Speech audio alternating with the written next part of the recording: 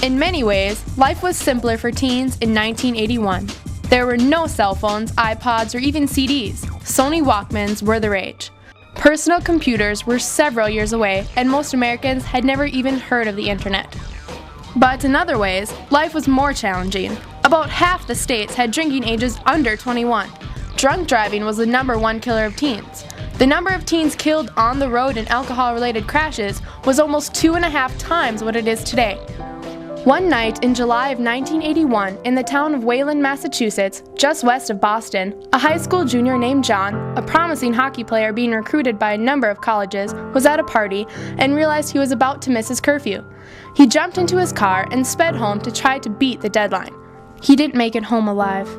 His hockey coach, Bob Anastas, got the news at his home the next morning. I asked the children if they would mind waiting in the house because I could hear Bob coming down the street, and I thought that I really needed to talk to him alone about it first.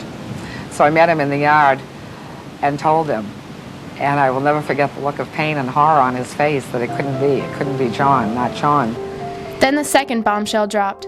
Just 10 days after John's crash, another hockey player, Buddy, died from injuries sustained in another car accident. The students of Wayland High School turned out, stunned and crying, for their second funeral in 2 weeks.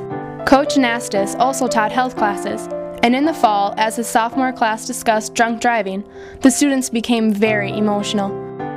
Burying 2 boys, it totally surfaced that #1, the kids didn't want to bury these kids. They loved them very much, and they felt guilty that they allowed these kids to slip away. Anastas was exasperated and finally told the kids that they are the ones who are responsible, not the adults. They are the ones who are at the parties. They are the ones who put the keys in the car and drive. And also what came out of those wakes was the fact that these kids felt the power to do something about that. From this shared sorrow, anger, and passion, an idea started to form. Through a series of meetings, Anastas and a group of students discussed what was going on and ways it could be stopped. They decided to name their group Students Against Driving Drunk to capture the responsibility that teens themselves had for their behavior. "If the problem is mine, then the solution lies with me," was one of their slogans. They also determined that parents needed to be more involved, and they developed a contract which they called the Contract for Life. The Contract for Life required a conversation between a teen and his or her parents to discuss what would happen if they were out at night and couldn't get home safely. In addition to protecting their safety, the contract was designed to promote communication between parents and teens around the important issue of underage drinking and impaired driving. The students met through the school year and in the spring of 1982 decided to plan a SADD day at the high school. One of the students asked if they could invite the governor, and Anastas said, "Why not?" To their surprise, Governor Ed King agreed to come and on the designated day arrived at the high school in his official helicopter. From this event, another early slogan was derived: "If we can dream it, it can be done." The incredible positive publicity surrounding SADD Day generated requests from other local high schools for Anastas and his students to come and talk about their idea. Soon Anastas was traveling to schools all over New England talking about the idea of SADD. Students taking responsibility for watching out for themselves and their friends, and through the Contract for Life, enlisting their families to join the fight. Anastas also asked Governor King if he would be willing to speak with his fellow governors about this idea, and King agreed. He realized the idea of SADD was powerful, meaningful, and absolutely necessary.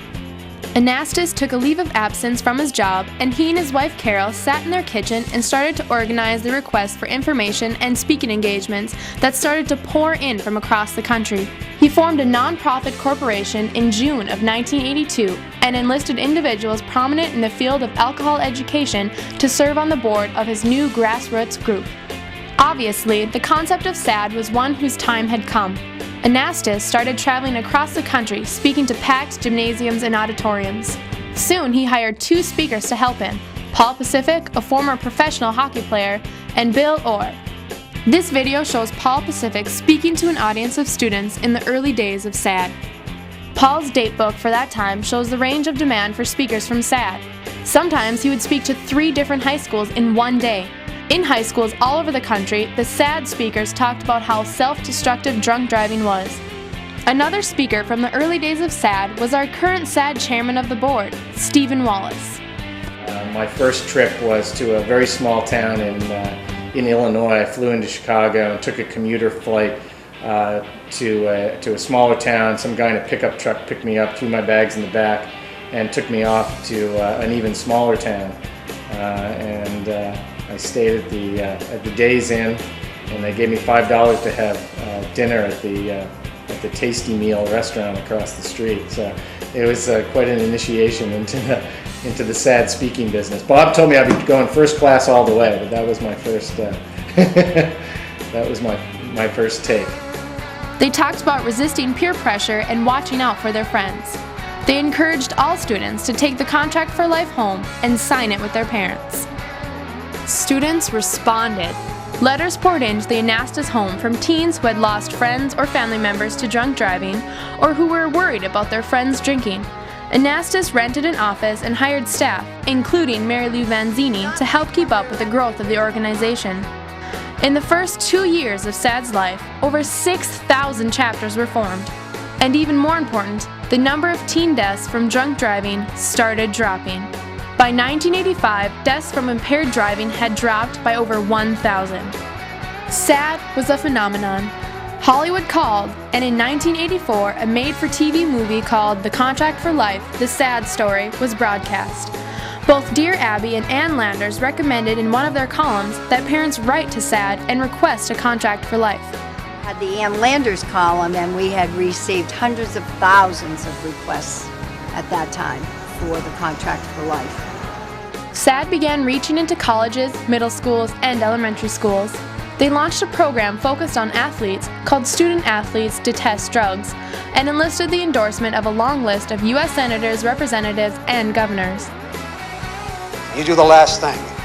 Keep your mind and your body drug-free, and I mean it. Keep your mind and your body drug-free. And I want to tell you right now, you'll have a wonderful, wonderful existence in sports. The NFL, NHL, and Major League Baseball all participated in PSAs supporting SADD.